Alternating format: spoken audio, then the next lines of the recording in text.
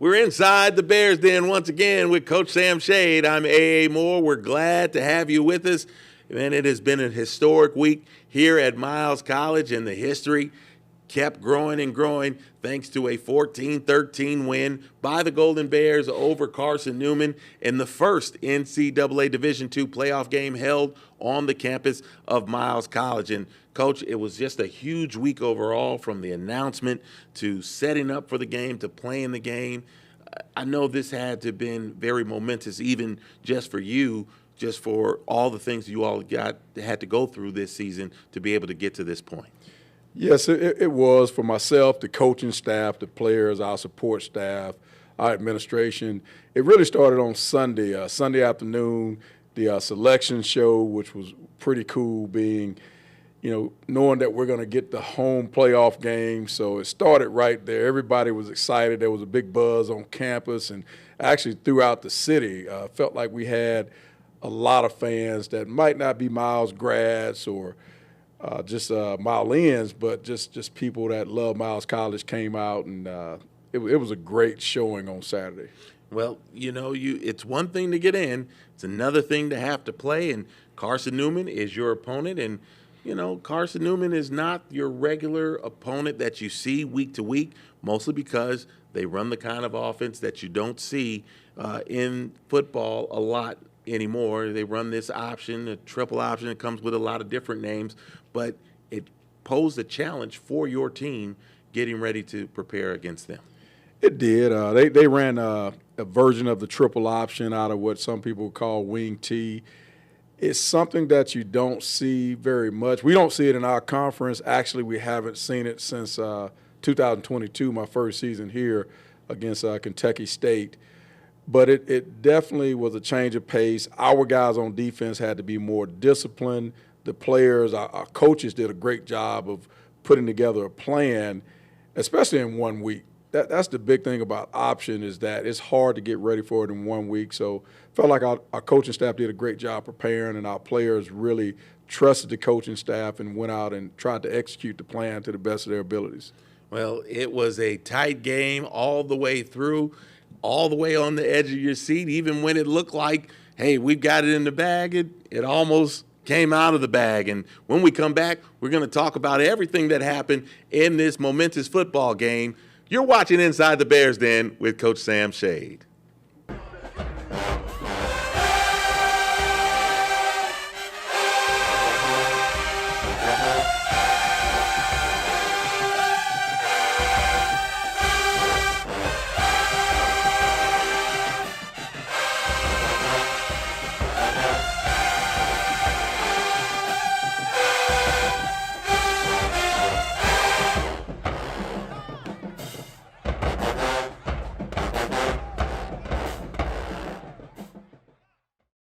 Back inside the Bears Den with Coach Sam Shade, A.A. Moore. And, Coach, you're coming into this game. Again, it was a big deal because Miles had not otherwise had this kind of opportunity before. Just, talk a little bit about just how big a deal that is to be able to not only just do it for the first time, but in this kind of championship situation, being able to have the first game at home. Well, just, when you get into playoffs, it's a win or go home situation, number one. So having an opportunity to have a home playoff game, knowing that, you've got a little bit of home field advantage. You've played there all season. We had just played the conference championship game there. So it was huge for us having home field. And plus it was history, the first home playoff game in the history of the school. And I think everybody that was a part of it, we'll never forget that feeling of playing in it, of being in it. And Carson Newman, they're a playoff veteran team. They hadn't been in a little while, but still they had now 17 trips to the playoffs.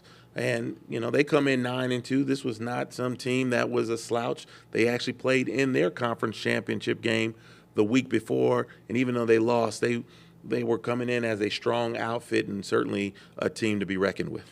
Absolutely. Really good coaching staff over there. A lot of those coaches, veteran coaching staff, a lot of those guys had been a lot of places. Their head coach was at Navy for 16 years straight. in an option offense, so he definitely knew what he was doing, and his coaching staff did. So it was really, I feel like it was more about the players because I felt like it was maybe a draw when it came to the coaching staff as far as our coaches to their coaches. And so our players, it really, I felt like was on those guys as to whether we were going to win or lose, just how bad they wanted it. Well, the energy was in the place right from the opening kickoff, and you all get the ball, and it's Kadarius Buster Griffin who gets the opening kickoff, and he nearly broke it, Coach. Talk about that big return and what that did for your sideline and maybe even getting them to settle in. We have been working pretty much all season on the return game. We don't feel like we've been as good as we've been in the past in the return game. So we continue to work on it and spend time on it, extra walkthroughs, extra film time. And obviously losing Jalen Peterson, who was our all-conference kick returner earlier this season, I felt like that affected us also. But Buster's a guy that's got a lot of ability, and we felt like if we could get the blocking right that he'd have an opportunity, and he did a good job getting us started with a fast start. And your special teams just throughout the ball game, they did an outstanding job. You know, you got Rod Smith, who was the punter. He averaged more than 40 yards a kick, and he made both his extra points, which ended up being huge. You get the big return. Just, you know, for as much as your special teams has struggled throughout the year, man, if there was a game that it needed to come together and get it done right, this was certainly a good time. Well, we felt like we left some things out there. For instance, Rod averaged over 40 yards a punt, which was great, had a better average than their punter. But at the same time, there were a couple opportunities we thought we could pin them inside the 10, and we put the ball in the end zone. I'm one of those guys. I'm coaching it all, man. I'm coaching every play. I'm trying to improve it, make it better. But you're right. Our coverage teams were pretty sound, punt and kickoff coverage. Our return game, we didn't get the return yardage on punts that we wanted, but we felt like on kickoff return, we felt like we were able to get some field position. And in a game against an option team, field position is big because it's more likely going to be a close game. You're not going to get a lot of opportunities because they tend to hold the ball a little bit more than you do. Well, the offense, it struggled on Saturday. It didn't put up the numbers that you or anyone has really been accustomed to, especially the way you've been putting up big points the last couple of weeks. And so even though you got the big return, you didn't get much going, and you ended up having to punt it away. And so now your defense is on the field. And it's first time, you know, seeing that option, and your guys went right to work. They did. And like I said, I was really proud of our defensive staff and players because I've coached at other places and where we knew in the offseason we were going to play 2 or 3 different option teams, and we would work on option half of spring football. We would work on it in training camp. We would work on the option team that we were going to play the week before we played them. And we've gone out there after all of that at some other places, and we kick off, and they get it at the 20, and they march right down the field in about 10 plays and score. And so we go out there, our defense goes out there, and we've been working on it for 1 week because we didn't find out we were going to play Carson Newman until Sunday evening. And we go out there and we get a stop. And we actually had some couple plays in the backfield. So I was feeling pretty good about the way our defense started off the game. Well, you get the ball right back, and even in the offense not having the greatest day, they took a drive and were able to go downfield. Certainly got some help, got a pass interference penalty, but each time third down came up, your team was able to execute. Talk about the ability to stay on the field and, you know, give your defense some rest. Well, it was one of those games where it really took everybody. For instance, our offense, like you said, we weren't as explosive as we had been. We didn't have the yardage in the running game or the passing game that we've been having. But when we were put in positions where we had opportunities to score, where we got short fields given to the offense by the defense, we did take advantage of those situations. And so I feel like our offense did enough to help us win the game. Because if they don't get in the end zone with those 2 touchdowns, and then if we don't get the 2 extra points, we don't end up winning the game by 1 point. So on that touchdown, it was a 3rd and 11. It was actually 3rd and goal. You had started 1st and goal. You had gotten backed up a little bit, and describe the play that had Cam Ivory finding Jaquel Fells for the touchdown. Well, it was a play where we knew they were going to be in man coverage. That's one of the things when you're scouting people, you kind of know by down and distance what you might get. So when you call that play, you're banking on them being in man coverage, which they were, and we had a route combination on that we felt would get Fells open enough for Cam to make a good throw and at least get the first down, if not actually, the touchdown. That's what we were really thinking. We needed to get the touchdown right there. And good throw by Cam. He put it where the defender did not have a chance to get to it. He put it where only Jaquel Fells could make a play on the ball, and he did. He did a good job adjusting his body and getting in the end zone after the catch. Well, Miles is up 7-0. All the feelings are good, and you're still doing a good job against this option, but it finally starts to click a little bit on the other side for the Eagles. And so as you're starting to see them get moving and, they're picking up 4 here, 5 here, 7 here, what do you see maybe happening with your defense that wasn't happening before that was starting to allow Carson Newman to be successful? Well, in my experience against defending the option, what really good option people do, it's like they've got a computer over there almost, and whatever looks you're giving them, whatever defenses they're seeing, it's like they put it in that computer and then they spit out, okay, they're doing this, so we're going to run trap behind that defensive tackle that's getting upfield, or we're going to run veer inside of that defensive end or that overhang player that's coming upfield. So they just got so many adjustments to whatever you do, whatever front, whether it's 4-man front, 3-man front, doesn't matter. They've got the adjustments, and it's like a chess match at times. Once they make that adjustment, then you've got to make an adjustment, and it just goes back and forth. And maybe people don't understand a lot of times, and I've seen it watching it on TV, the cameraman loses the ball. Is it really that difficult to see who has the ball, or what's happening down there? It actually is. Basically, when you're playing option ball, if you get caught up in trying to see where the ball is, I mean, you're done. So, for instance, one of the things Coach Shelley, our defense coordinator, did this past week getting ready for the game was we ran our scout team offense. Half of the time, we didn't use the ball because the reason they call it triple option is because you've got 3 threats with the ball on each play. One is the fullback behind the quarterback. A lot of times he's called a dive player, or he could be running a trap. And then if he doesn't give it to that guy, the quarterback can run it himself. And then while the quarterback's running the ball himself, normally there's a pitch guy that he can pitch the ball off to. And so you've got to defend the fullback on the dive or trap or veer.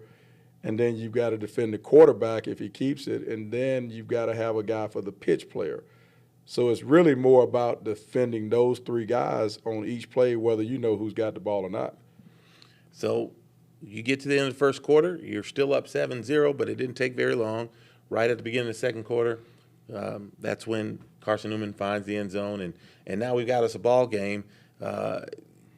Your team, as far as where they were on the sideline and giving up those points, they never really looked flustered by what had happened. And so, but that's not something that just happens in one game. It seems like that's just a culture thing that your team feels like it's in every game. It is. It really is.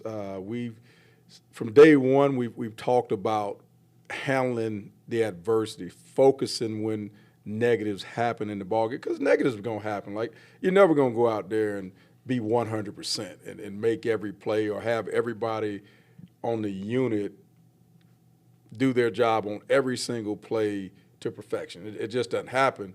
So you're going to have some negative plays. You're going to have some adversity. And what you've got to learn is to be able to go to the next play, learn from the plays that you lost that play. Learn from it, move on, make the adjustments on the sideline. And our guys have done a great job with that this year. They handle negative situations and adversity really well.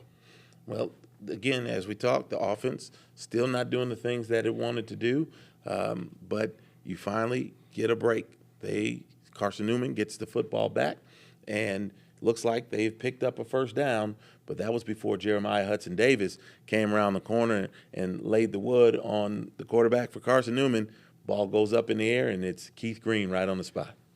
Well, that was a really nice play by Jeremiah Hudson-Davis, and it was a physical play. He went and made a tackle, but we always talk about bringing a certain physicality to the game, especially on defense.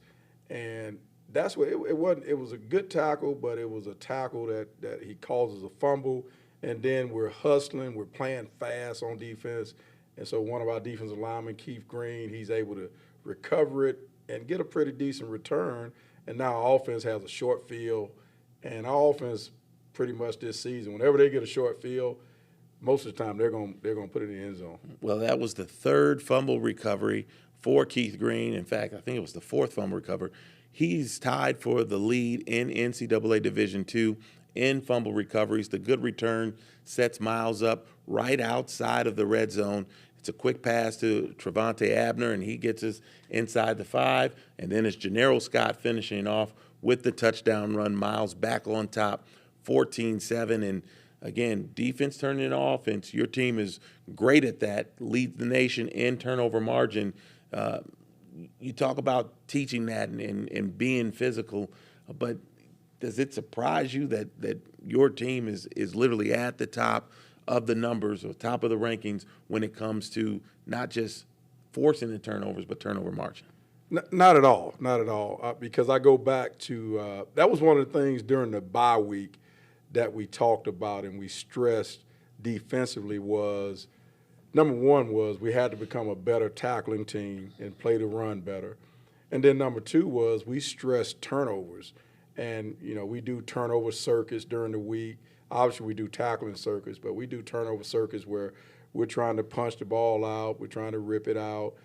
We work on the interceptions, tip balls, all those things. And we've been able to take those things to the ball games, and we've had success. Well, the 14 points gives Miles the lead at that point, and while the offense wasn't great, Jay Andrews, who caught a couple passes on Saturday, says, hey, we were doing just enough to kind of get by. Let's listen to what Jay had to say after the ball game. Well, the numbers don't tell the whole story when you have a good game plan and you run the ball good. So we just stick to our plan, executed our plays, and we got the W.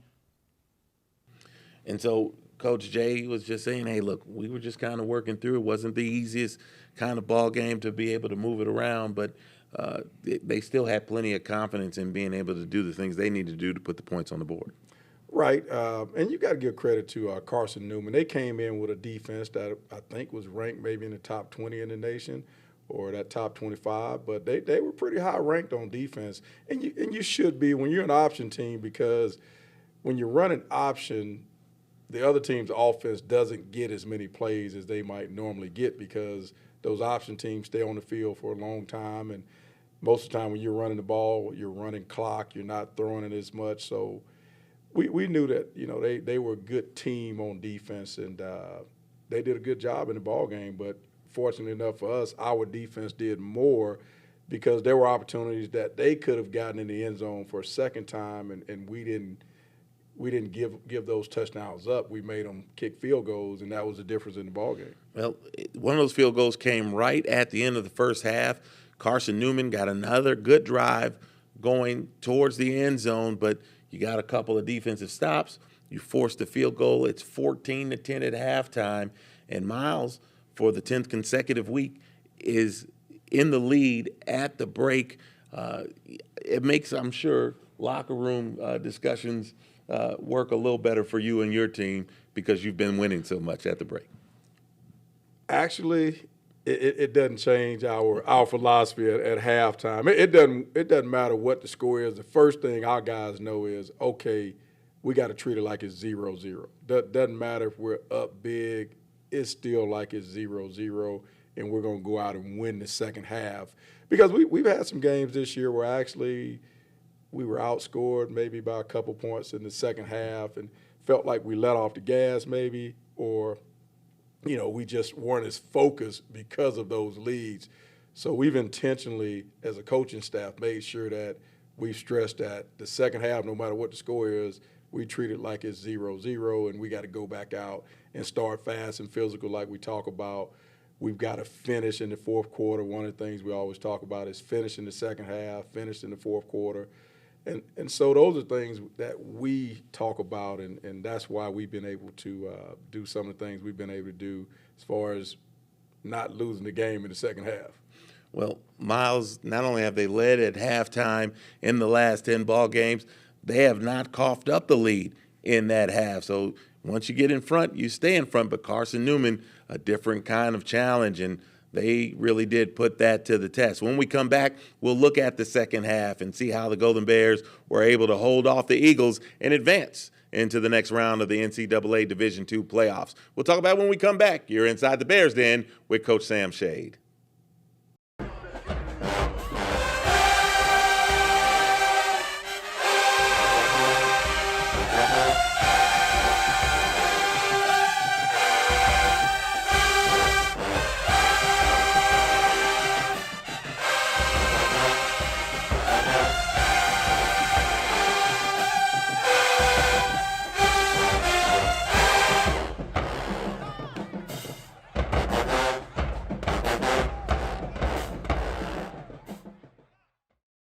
Back here inside the Bears Den, A.A. Moore with Coach Sam Shade. And, Coach, it's 14-10. You've got to kick off. You just saw Carson Newman make a nice drive to start to end the first half. And so now they get the ball back, and you've got to put your defense back out on the field. Were there any worries, especially considering you're starting to see them move the ball a little better? Yes, we were a little bit concerned because we knew they would make some adjustments at halftime to what we were doing because they didn't have any film on us playing against an option team. So they couldn't say, well, they're going to do this, they're going to do that. And so once they had an idea of what our plan was, what our scheme, we felt like they were going to come back with some tweaks, and they did. But like I said, we got to give a lot of credit to our players because when you're playing option ball, a lot of times – what really defeats option ball outside of just playing as one on defense is you got to have some guys to beat some individual blocks, and you got to have some guys that make some big plays, maybe in the backfield, tackles for losses, things like that, just explosive plays on defense. And our guys did that. Well, you had a couple guys who did get those tackles for losses. You ended up with 2 sacks as well. But this is not one of those games where a lot of sacks are coming. And you could say that even as Carson Newman made the quarterback change in the second half to a guy who apparently was a little better at throwing that football. Right, they did. They made a change, and they actually made a couple plays in the passing game, which kind of surprised me. I thought, obviously, I thought that they wouldn't really be able to do a lot in the passing game on us. So we were hoping that we could get a lead to where we forced them to have to pass, but they did make some throws, and fortunate enough for us, they weren't the big plays that you give up against option teams where somebody's looking in the backfield and then all of a sudden a receiver runs by him because he thinks it's run or option. Well, we didn't give those up, but we did give up some passes that I thought we shouldn't have. Well, you were able to get stops, especially on third down. Your team came into the ball game under 30% in allowing opponents to convert on third down. It was much the same against Carson Newman, 4 of 14. That comes out roughly to about 28%, which was even a little better than the percentage coming into the ball game. Your guys just doing a good job keeping the other team from staying on the field way too long. Well, that's one of the things that we looked at in the offseason when we did a self-evaluation of ourselves in the offseason. Defensively, we felt like we needed to improve our third down defense, meaning get off the field more at a higher percentage than we did in the past. And we feel like we did that this year during the season, and obviously in the postseason, we've done a good job compared to last season as far as getting off the field. And so I credit our defensive staff and our players for just really working at it, putting it out there that, hey, this is where we got to get better. This is going to help us win, and I feel like we've done that this year. Well, and that came into play in the third quarter especially, and into the fourth as Carson Newman, that first drive, they were able to move it, but you were able to get off the field, force a field goal attempt. This one was from 50 yards, and even with the win, their kicker just couldn't quite get it there to hit that crossbar. Were you looking at it? Were you like, man, this is about to go in? What were you thinking as that ball was in the air? Well, I felt like he had a good enough leg. I really did. Watching those guys in pregame, I felt like if he got close to the 30-yard line, that there was a strong chance he was going to make it. And it just depended on what the wind was like at that time in the ball game. And at that time, I thought the wind was okay to where he could have made that one, but it bounces off the crossbar and goes in our favor. You get another chance at it, and you unfortunately not able to do a lot with the football. And you talked about the triple option, keeping your offense off the field. They had a big advantage in the time of possession. They ran somewhere around 15 or so more plays than you all ran. And so now your defense is out there having to try to get stops and make plays when they've really been out there grinding it out. Talk a little bit about the conditioning, man, because you got to be in shape to be able to take on that kind of offense, especially this late in the season. Right. That's one of the other things that we try to hang our hat on, is being one of the most conditioned team, one of the best conditioned teams in our conference. Obviously, it starts there, but against anybody we play, we want to feel like we're in better condition, because when you're in good condition, you can make a lot more plays and you can finish ball games better. You can play better in the second half. You can play better in the fourth quarter. And our guys understand that, it's like the old saying, if you're fatigued, trust me, you're not going to be the same guy. You're not going to be as effective as you might be when you're, feeling good and fresh. So we work at conditioning. That's one of the things we've done. We do it in the off season. We do it during the season. So our teams are going to be well conditioned if they're not anything else. Well, another drive from Carson Newman gets them on the precipice of scoring a touchdown that would have given them the lead, but you get a couple of those big plays. You get a tackle for loss. You get a sack, and now you hold them to a field goal. So it's 14-13. You still have not given up the lead here, and, your guys are starting to feel a little more confident in what they're doing, knowing that, there's still a lot more game to go. We were able to talk with William Hardy, who had a big ball game for the Golden Bears, and he talked about the defense just kind of hanging in there against this option attack of Carson Newman. Our scout team gave a great look this week. They tried the best they can. So me and my defense, we went in the game pretty ready. It took a minute to adjust to, but once me and my defense set it down, we did what we had to do. Again, Coach, William Hardy had a big ball game for you, playing in that linebacker spot, and he's really picked it up. He had 10 tackles the first week of the season, but he really has just been a consistent force for you, your leading tackler on the season.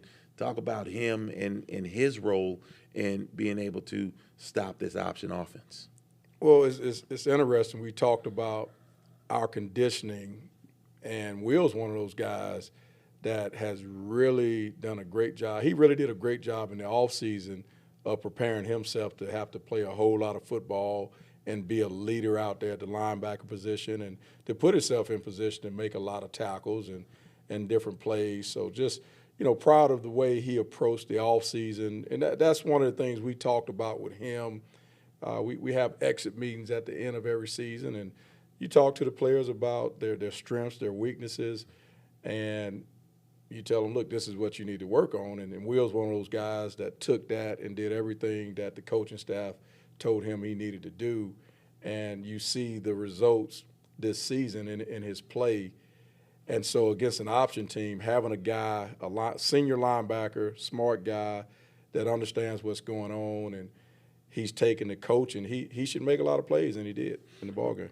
Well, it gets down to crunch time, man, and offense still not moving the ball, 150 total yards. That was the lowest yardage output. The 14 points is the lowest that it's been since week 2 against Alabama State, when you only had 3 points. You only had 10 first downs.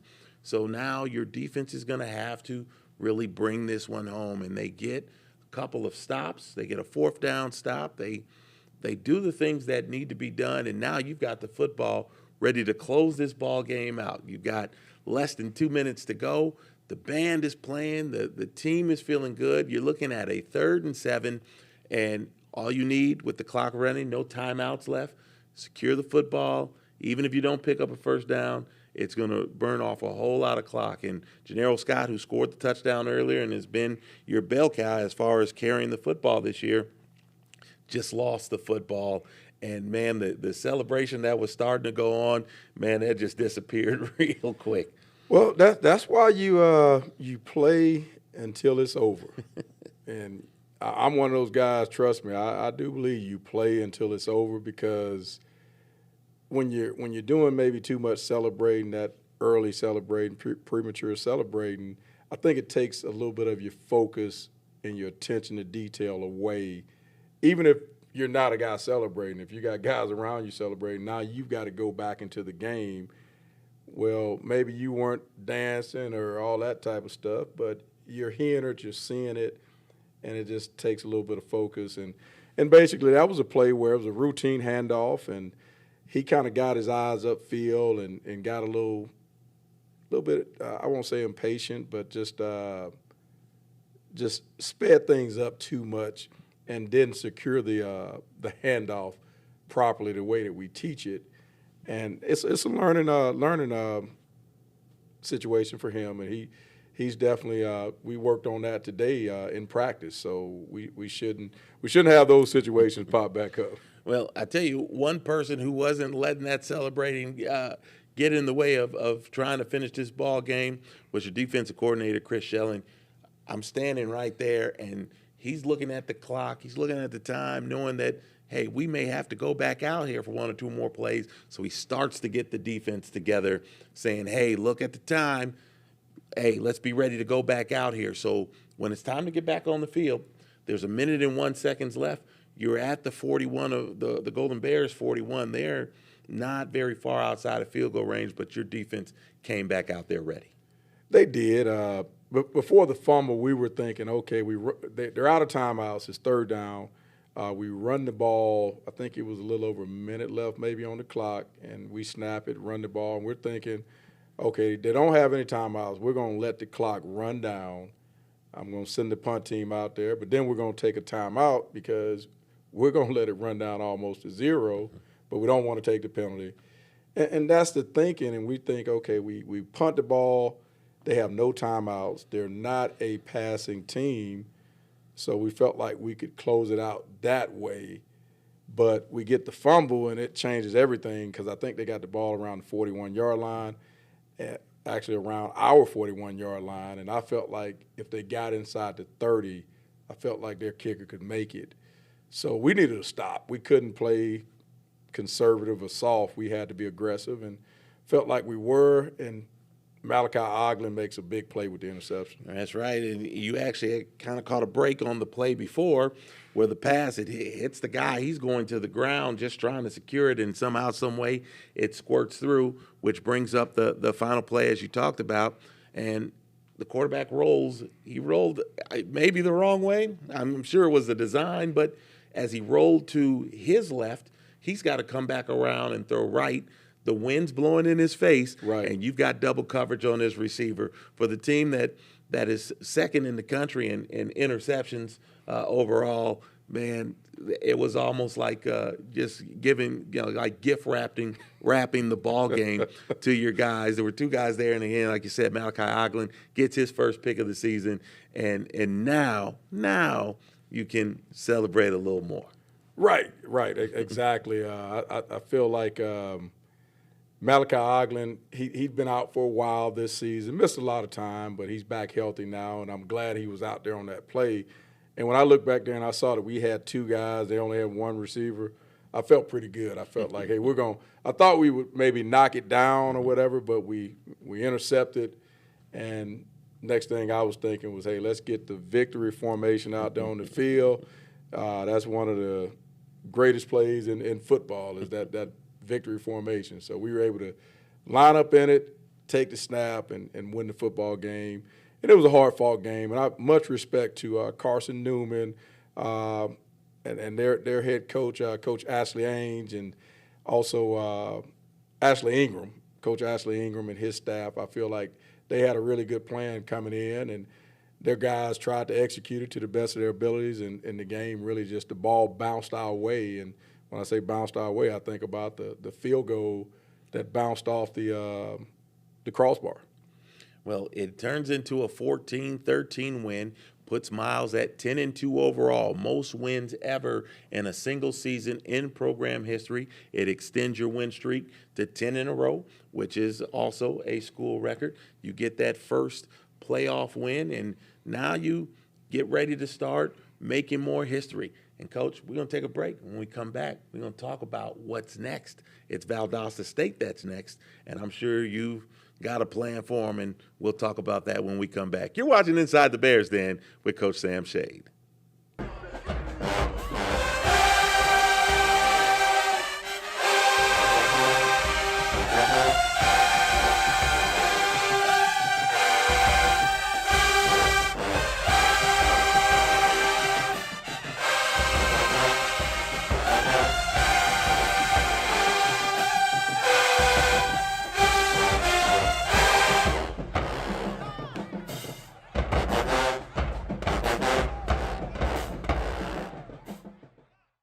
Chase, and the next team up for you is the number one team in the country, Valdosta State.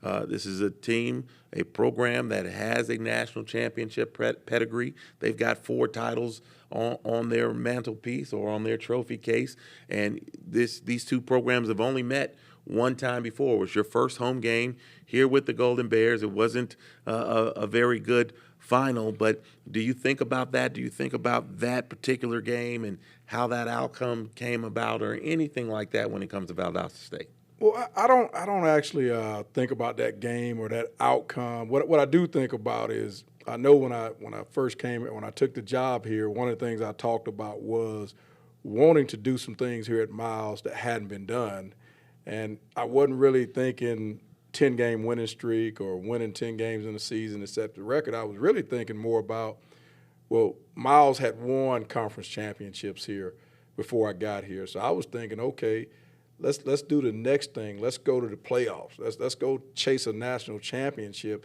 And that's what I was thinking. And even that first season, that was the reason that we scheduled a team like Valdosta, because, you know, I'm one of those guys that believes in, hey, if you want to be the best, then you've got to go play the best, and you've got to go and compete against them. And that was the reason that we played Valdosta. And it's kind of funny that now you look up 2 years later, we're in the playoffs, second round, and we're playing Valdosta, one of the blue bloods. They've got national championships and things like that. But that's part of it if you want to be one of the best.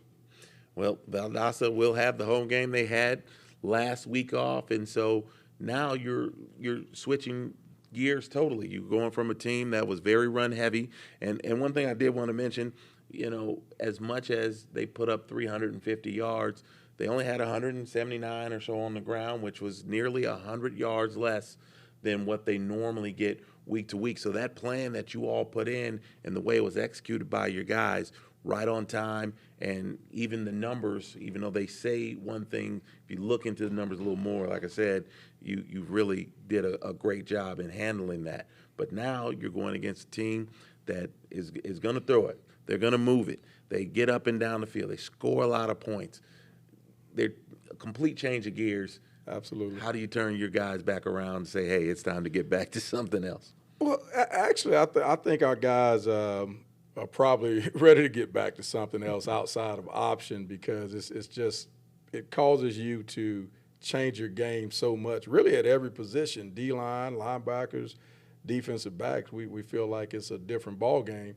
And the Blazers, Valdosta State, they're similar in some ways as far as to people that we played. For instance, the SIAC championship game, we played Clark Atlanta, who's got a really good passing offense, really good quarterback, really good skill guys. In the passing game, I feel like Valdosta's similar as far as when they're passing the ball. But Valdosta's got a better running game. Obviously, they're averaging over 200 yards a game on the ground also. And so I kind of look back to maybe some teams that we played during the season that had pretty good running games. They've got a really good mix and a really good balance of a good, strong running game and also an effective passing game that they can go fast when they want to. As far as the tempo, they can change it up. So they present a big challenge for us on defense because we like to start by stopping the run. Well, if we get that done, then they got a really good passing game. So it's kind of pick your poison. Well, Valdosta State is going to be a big challenge, and we hope that you're there so that you can root on these Golden Bears as they continue to attempt to add on to the history that they've made here in 2024. Tickets are on sale now. You can go to milesgoldenbears.com. There's a link where you can buy your tickets if you are from the age of 5 up until a college student. As long as you have your ID, you can watch that game in Valdosta for $8. Otherwise, general admission is $12. Reserved seating is $20. Certainly not a big issue as far as how much it costs to get in and cheer on the Golden Bears. If you can't make it, well, you certainly can watch it on ESPN Plus. Another link on the website. You can go there. If you do not have a monthly subscription, you can get one, and then you can watch the Golden Bears as they take on Valdosta State. That game will kick off at noon Central, 1 Eastern. If you're watching us over there on the eastern part of the country, it's kicking off at 1 over there, but it's 12 if you're here in Golden Bear Land. Don't ask me what time it's kicking off out west. I didn't even try to figure that part out. But either way, make sure you are in the place or at least watching us on the screen as Miles takes on Valdosta State on Saturday. A little more housekeeping. We've got a player of the week in men's basketball, Chase Ballard. He averaged 16 points in 28 minutes off the bench, shot very well from the field, 67% from the floor. He made 4 or 5 3-pointers, and then he made all 4 of his extra free throws. That's what they call them. Yeah. I'm switching between football and basketball. They're extra points in football. But in basketball, they're free throws. He made them all. SIAC Player of the Week, congratulations to Chase Ballard. The men and women's teams will be back in action on Monday, December 2nd. Another conference matchup against Fort Valley State.